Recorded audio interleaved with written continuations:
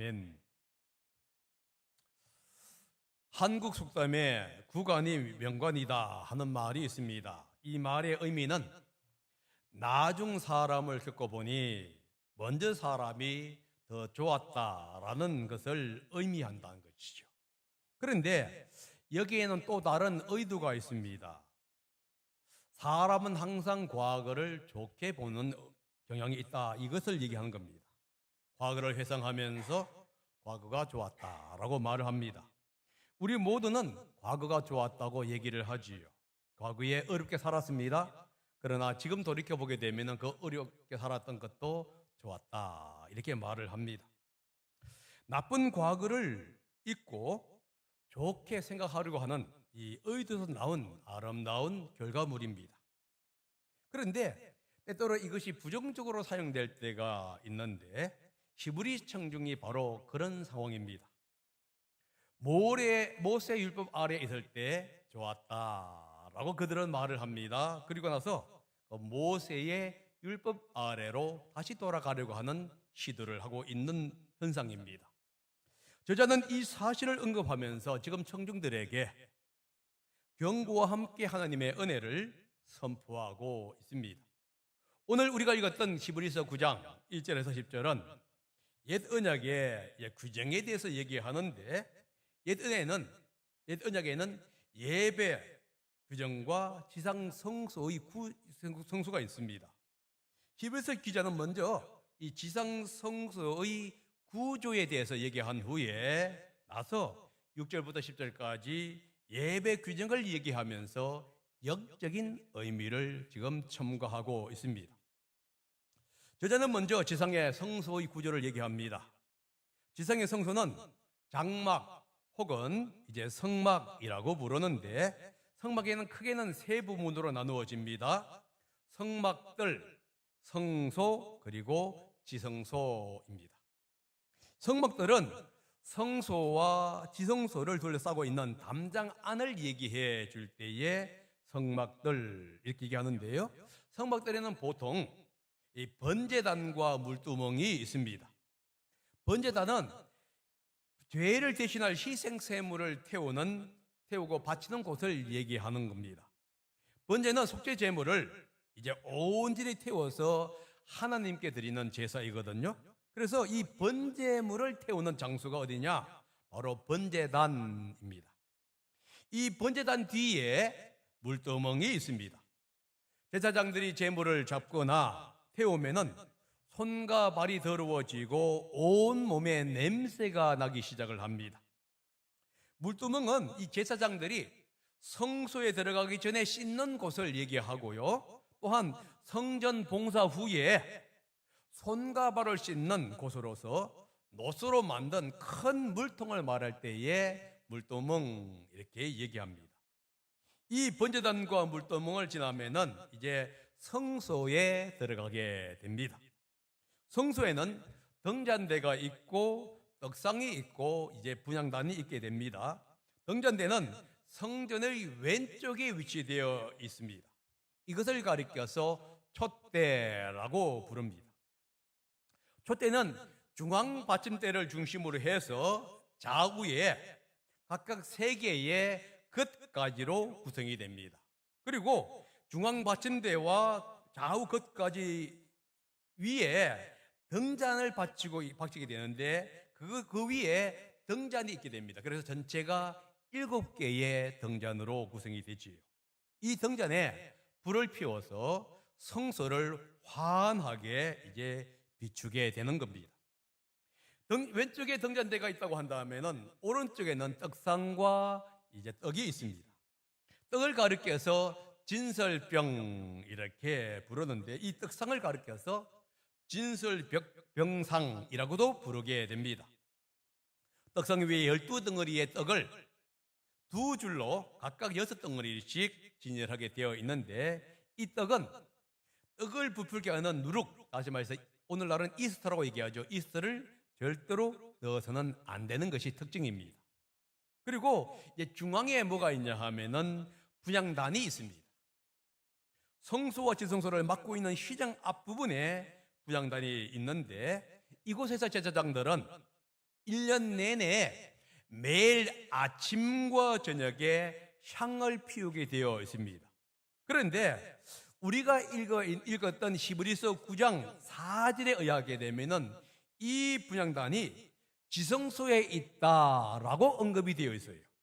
그런데 실제로 분향단은 지성소가 아니라 성소에 있게 됩니다. 그 이유가 뭐냐 하면은 제사장이 1년 내내 아침과 저녁에 분향단에서 이제 향을 피워야 합니다. 그런데 만약에 분향단이 지성소에 있다고 한다면은 제사장들이 1년 내내 이 아침과 저녁에 분향을 할 수가 없게 되지.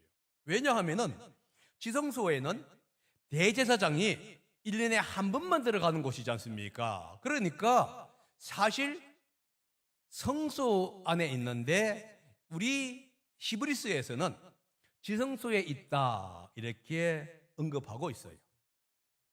성소와 지성소를 구분하는 휘장을 가리켜서 이제 통과하게 되면 어디 나오냐면 지성소가 나옵니다. 성소와 지성소를 이 구분하는 휘장을 가리켜서 이제 보통 휘장 이렇게 불러요. 근데 이게 사실은 실제로는 두 번째 휘장입니다. 성막에는 두 개의 휘장이 있는데 첫 번째 휘장은 어디에 있냐 하면은 성막들에서 성소로 들어가는 입구에 막아 있는 것이 휘장이고요. 그다음 둘째 휘장은 뭐냐면 성소와 성소 사이를 막고 있는 휘장입니다. 그래서 보통 우리가 휘장이 있다 할 때는 첫 번째 휘장을 얘기하는 것이 아니라 성소와 지성소를 막고 있는 휘장을 가리켜서 휘장 이렇게 부르고요. 그래서 휘장이 갈라졌다 하는 의미도 여기서 나오는 이야기입니다. 이 지성소에는 언약궤가 있습니다. 언약궤는 지성소에 있는 가장 중요한 물건이에요. 언약궤는 보통 아카시아로 나무를 조립해서 만드는데 그 위에 금으로 도금을 하게 되어 있습니다. 이 언약궤 안에는 만나를 담은 항아리와 아론의 싹단 지팡이와 언약이 새긴 두 돌판이 있다 이렇게 기록되어 있죠. 4절을 읽어보겠습니다. 시작. 거기에는 금으로 만든 분향제단과 온통 금으로 입힌 언약궤가 있고 그 안에는 만나를 담은 금 항아리와 싹이 난 아론의 지팡이와 언약을 새긴 두 돌판이 들어 있었습니다. 우리 히브리서 9장 4절에 의하게 되면은 이 언약궤 안에 세 개가 있다고 분명하게 얘기를 해주고 있습니다.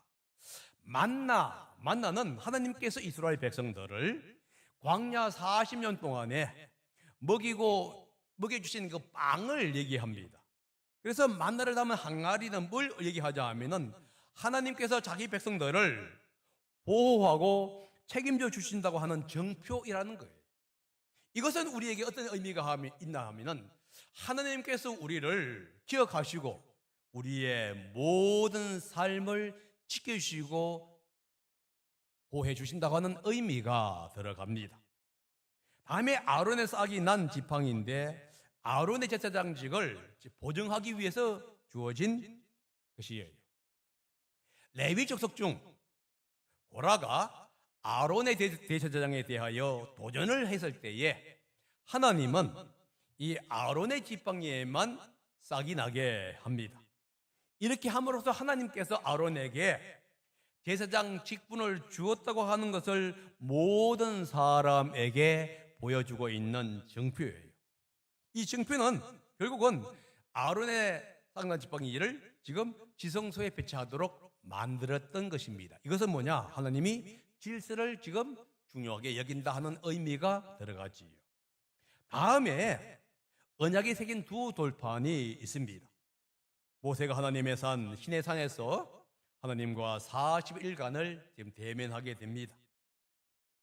이때 하나님은 두 돌판 위에 하나님의 십계명을 기록하고 모세에게 주지요. 이 두 돌판이 언약궤 안에 있음으로 인해서 하나님의 말씀이 중요하다는 것을 우리에게 상징적으로 보여주는데, 그런데 여러분 히브리서 9장 4절에 있는 얘기가 구약과 다릅니다.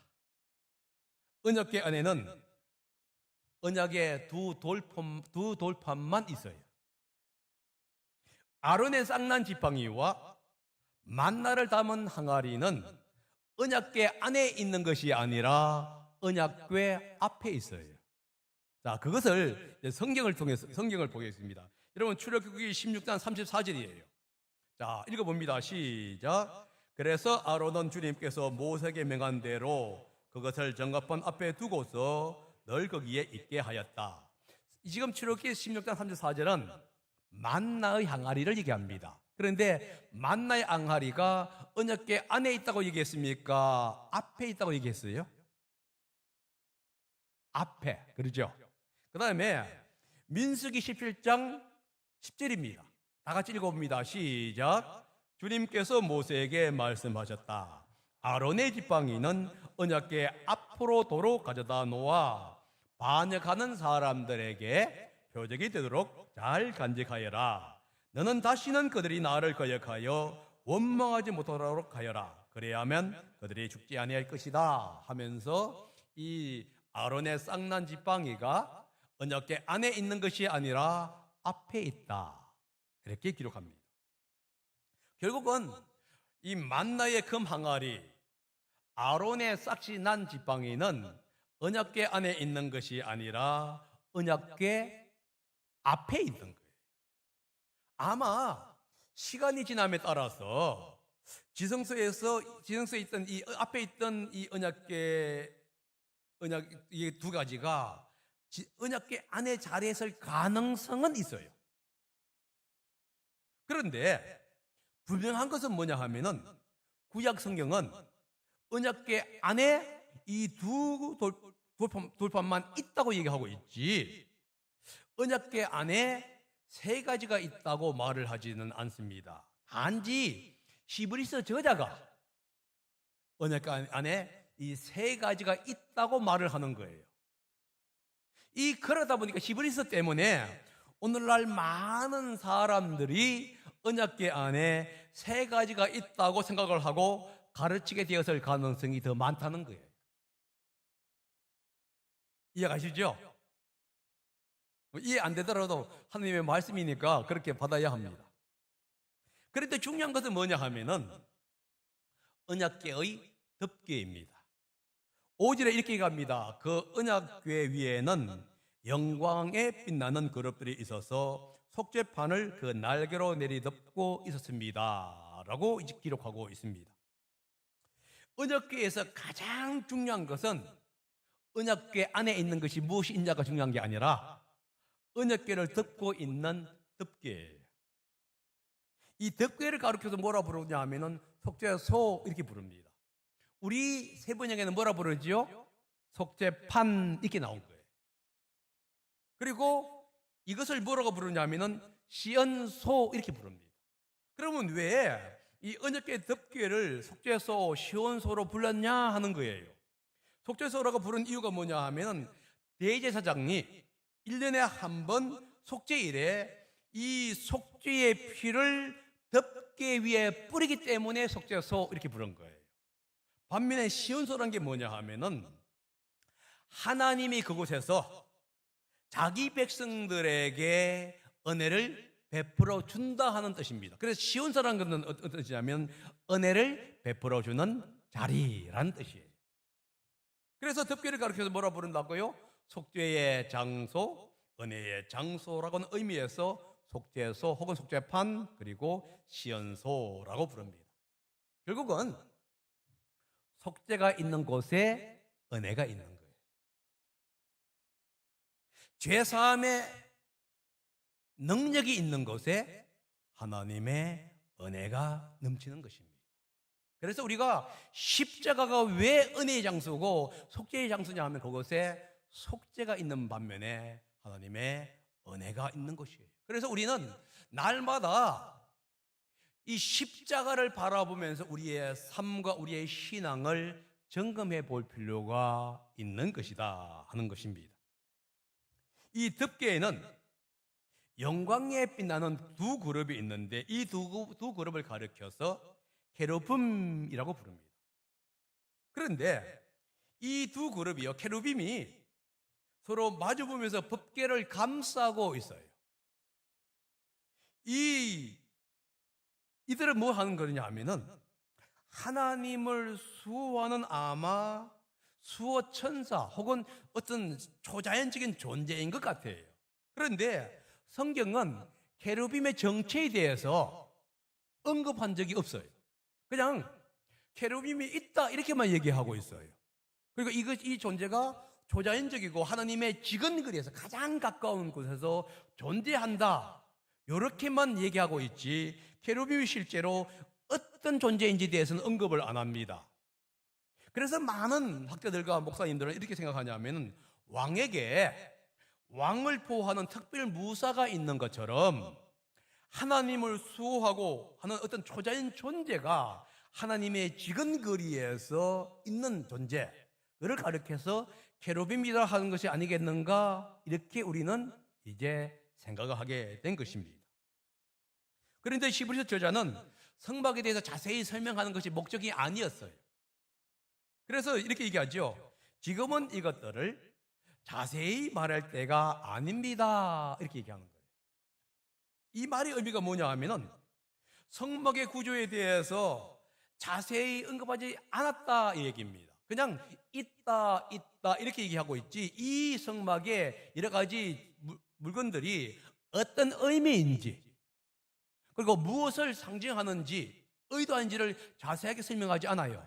제가 좀 더 붙여서 설명했을 뿐이지만은 여러분 성경을 보게 되면 있다고 땡 이렇게 나옵니다. 왜 그러느냐?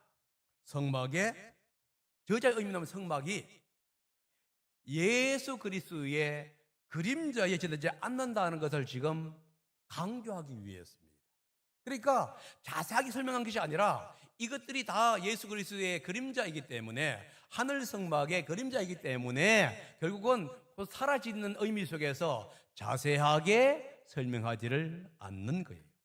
그러면서 저자가 이제 이 성막이 의미하고 있는, 성막 속에서 이루어지는 제사의 중요한 의미를 설명해 주는데 6절부터 10절까지입니다. 이 예배 규정을 통해서 지금 영적 의미를 설명해 주는 거예요. 조금 전에도 말했다시피 이 땅의 장막은 장막들 성소와 지성소로 구분이 되었다고 말씀했습니다. 그런데 저자의 초점은 뭐냐면 성막들에 있는 것이 아니라 성소와 지성소에 있어요.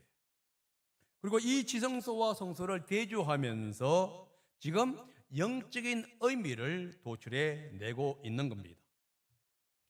성소는 제사장들이 언제나 들어가서 제사의식을 집행할 수 있는 곳입니다.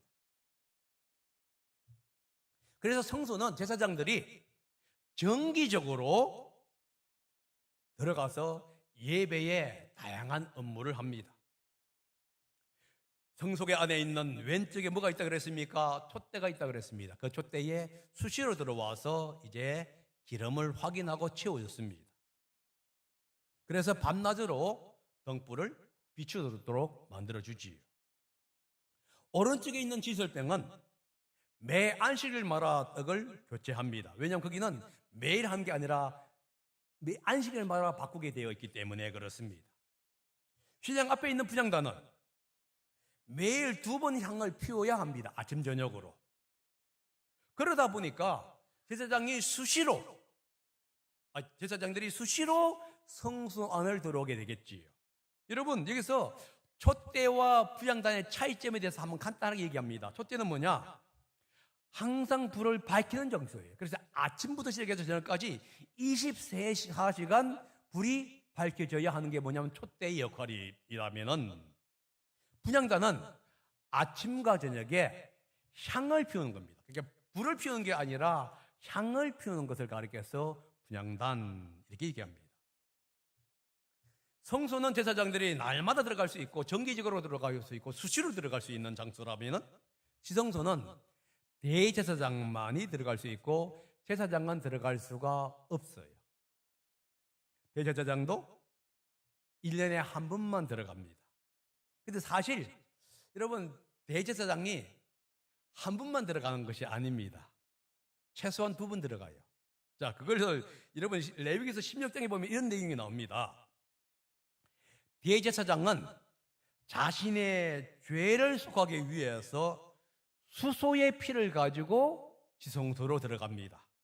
그리고는 속죄소, 다시 말해서 언약궤의 덮개의 동쪽에다가 이제 한 번 딱 뿌리고요.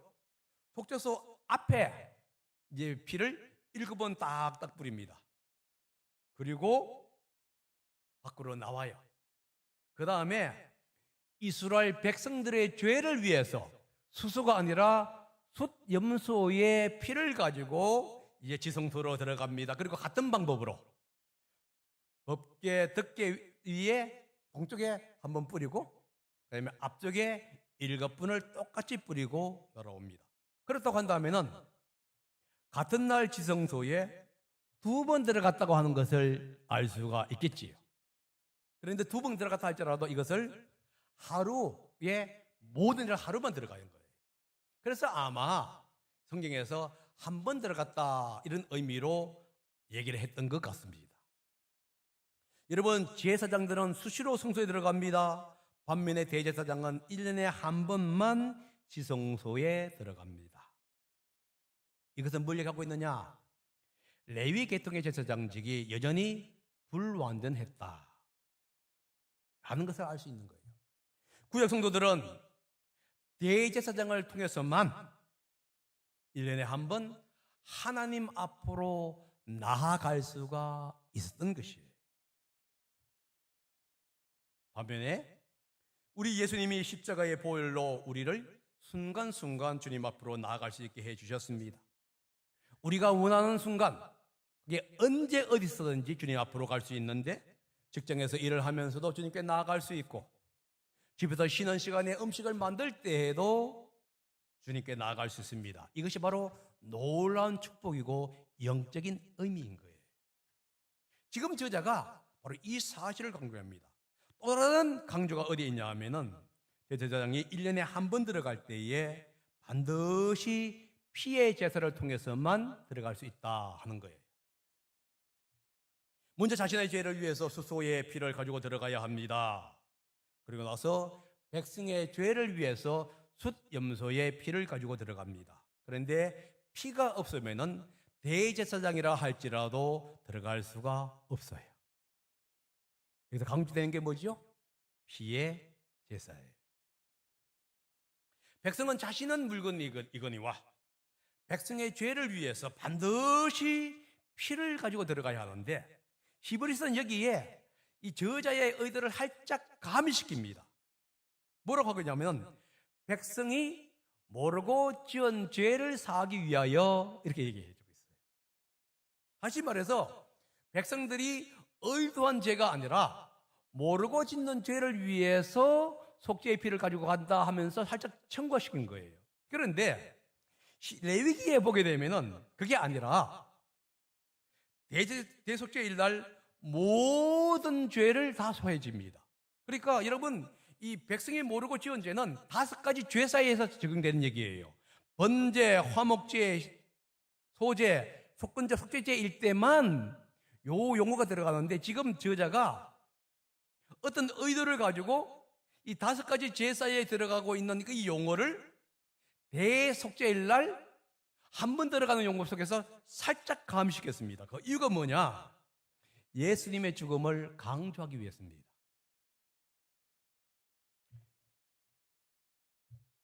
히브리서는 뭐라고 했냐면은 자기가 모르고 지은 죄, 알고 지은 죄는 안 돼, 이런 의미가 포함되는데, 예수님은 우리가 무의식적으로 지은 죄, 그리고 우리가 의식으로 짓는 모든 죄를 완전히 속죄했다는 것을 지금 강조하기 위해서 나온 얘기예요. 그러니까 우리가 의도했든지 의도하지 않았든지 간에 이 모든 죄를 하나님이, 예수님께서 완전히 씻어 주었다는 거예요. 이것이 바로 예수님의 보혈의 십자가의 놀라운 역사고 은혜라는 거예요. 영적인 의미가 바로 여기에 있는 거예요. 그래서 히브리서 9장 22절에 뭘 하고 있습니까? 내가 그들의 불의함을 긍휼히 여기고 있고 또 더 이상 그들의 죄를 기억하지 않겠다. 다시 말해서 우리의 모든 죄를 완전히 다 용서하기 때문에 더 이상 그 죄를 가지고 여러분들에게 죄를 지었냐 안 지었냐를 얘기하지 않겠다 하는 하나님의 맹세에 가까운 약속이다 하는 거예요. 그런데 구약 제사는 뭐라고요? 동물의 피 그리고 제한적이, 그것도 1년에 한 번만 자신이 들어가는 것이 아니라 대제사장을 통해서만 간접적으로 하나님과 교제를 하게 되는 겁니다. 여러분과 제가 구약시대에 살았다고 한다면 우리는 엄청난 돈을 들어가야 합니다. 죄 지을 때마다 염소 사가지고 가야만 하는 거겠죠. 뭐 염소 없으면 물론 이제 비둘기 사야겠지만, 그런데 그게 얼마나 번거롭고 절차적으로 얼마나 까다로운지 모릅니다. 그렇다고 해서 하나님을 대면할 수 있는 것도 아니에요. 이스라엘 백성들은 성막 안으로 들어갈 수가 없어요. 성막은 제사장들과 대제사장만이 들어가요. 그것도 하나님이 계신 지성소는 제사장들은 꿈에도 생각 못하고 오직 대제사장만. 그러나 여러분과 저는 수시로 하나님 앞 계시는 그 앞까지 우리는 갈 수 있다는 거예요. 이것이 바로 여러분 놀라운 은혜고 놀라운 사랑이 아니겠느냐는 거예요. 그러면서 8절에 이렇게 얘기합니다. 이것은 첫 번째 장막에 서 있는 동안에는 아직 지성소에 돌아가는 길이 드러나지 않았음을 성령께서 보여주는 것입니다. 왜 이 저자가 지금 성수와 지성소를 얘기해 주었냐 하면은 하나님과의 관계에 대해서 좀 더 설명하기 위해서입니다. 구약시대 때는 성령께서 보여주지 않았다는 거예요. 여기서 보여주지 않았다 하는 의미가 뭐냐면 보여주지 않았다는 의미도 있지만은 계시하지 않았다 이런 의미예요. 다시 말해서 구약시대 때 이것은 이스라엘 백성들에게 온전한 뜻을 계시하지 않은 거예요. 그들은 부분적인 것만 알고 있었던 겁니다. 부분적인 것을 알면서도 그들은 삶을 어떻게 살았느냐, 이 메시아를 바라보면서 그들의 모든 삶을 희생하고 투자한 거예요. 그런데 예수님의 보혈의 능력을 경험했던 사람들은 오늘날 다시 옛날 부분적인 것으로 돌아가려고 하는 그 모습을 보면서 지금 우리에게 책망을 하고 있는 것입니다. 여러분, 예수님의 보혈의 피로 하나님은 우리를 사셨고 우리를 자유롭게 나갈 수 있게 해주신 거예요. 이것이 바로 성령께서 우리에게 가르쳐주고 있는 놀라운 은혜다 하는 겁니다. 구약 제사의 약점은 뭐냐 하면은 1년에 한 번 들어갈 뿐만 아니라 양심의 이 죄를 깨끗게 하지는 못해요. 왜냐하면 그것이 불완전했기 때문에 그렇습니다. 그러나 이 양심은요, 오직 예수 그리스도를 통해서 완전한 죄사함을 받을 때에만이 양심은 자유를 얻게 되는 것이고요, 하나님과 예수님과 친밀한 관계를 맺을 때만이 마음의 양심이 자유로운 것을 되는 거예요. 그러면 왜 구약 제사로는 이 마음의 양심의 문제를 완전히 제거할 수 없었냐 하는 것을 우리는 질문을 던지게 됩니다. 왜 그러냐 하면은 구약의 예식이나 어떤 예법은 개혁 때까지 부과된 규칙이기 때문에 그래요. 그럼 10절을 읽어봅니다. 시작. 이런 것은 다만 먹는 것과 마시는 것과 여러 가지 씻는 예식과 관련된 것이고 개혁의 때까지 육회를 위하여 부과된 규칙들입니다. 먹는 것, 마시는 것, 여러 가지 씻는 예식. 여러분 이게 어디서 생각날 수 있겠습니까? 레위기에서 10장부터 시작해서 11장부터 14장까지 먹는 음식에 대한 얘기, 아니면 문둥병에 대한 얘기, 혈루병 일이 쭉 나오는 그것을 얘기하는 겁니다. 다시 말해서 정함과 부정함에 대한 규례지요. 그런데 이것은 어떤 의미가 있냐면 사람에게 무거운 짐을 부여하고 강요한다는 겁니다. 여기서 부과된 규칙이라고 하는 용어가 나옵니다. 이 부과된 규칙이라는 게 뭐가 하냐면 강요한다, 압력을 가한다, 책임을 강제로 부여하고 요구한다 하는 의미가 이 용어예요. 다시 말해서 구약에 있었던 많은 제사, 을식, 구약의 예식, 예법, 제사는 우리 육체를 위해서 부과된 것이다. 육체를 위해서라는 게 뭐냐면 외적인 규칙이다 이런 뜻이에요. 우리에게 무거운 짐을 주는 것이에요. 참된 자유를 주는 것이 아니라 무거운 짐만 주는 것이 뭐냐? 바로 구약의 강제로 된 규칙이었다 하는 것입니다. 그렇지? 언제까지 주어진다고요? 개혁 때까지. 다시 말해서 새로운 질서가 올 때까지입니다. 예수 그리스도께서 오실 때, 또 새 언약이 올 때까지 이것은 사람에게 여전히 무거운 짐으로 이제 강요하고 있는 겁니다. 예수께서 오셨으만이 이 율법의 모든 예식, 다시 말해서 이 예배자들에게 주어지는 무거운 짐을 이제 그분이 해소할 수가 있었던 것이에요. 그래서 예수님께서는 우리의 죄뿐만 아니라 우리가 지고 있는 많은 무거운 짐들과 고통과 괴로움을 그분이 친히 몸소 지시기 위해서 이 땅에 오신 겁니다. 구약시대 때는 의무감은 있지만은 참된 자유가 없었지. 그러나 이제는 의무감이 아니라 참된 자유로부터 오는 책임감이 우리에게 주어지는 겁니다. 히브리서 저자는 지금 성막과 예배 규정을 언급합니다. 이것을 언급한 이유가 뭐냐? 예배의 규정이나 예배 의식은 부분적이고 불완전했다 뿐만 아니라 사람에게 무거운 짐만 지워주는 외적인 행위다, 이것을 얘기합니다. 그런데 예수님의 오심으로 말미암아 새로운 것이 만들어졌고요, 새로운 시대가 되었고 새로운 문화가 형성이 되었습니다.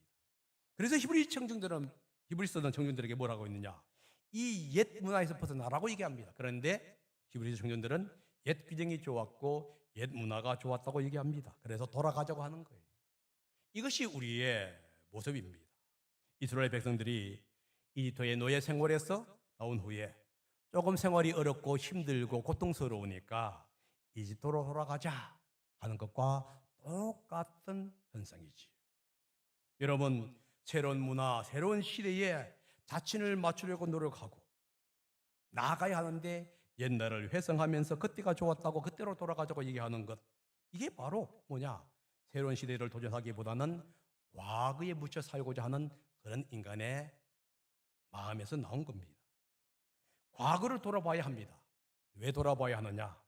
과거의 나의 연약함과 모습을 통해서 현재 내가 좀 더 나아진 것을 겸손하게 하기 위해서 과거를 돌아봐야 돼요.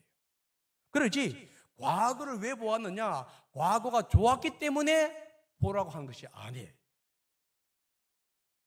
여러분, 이건 오해입니다.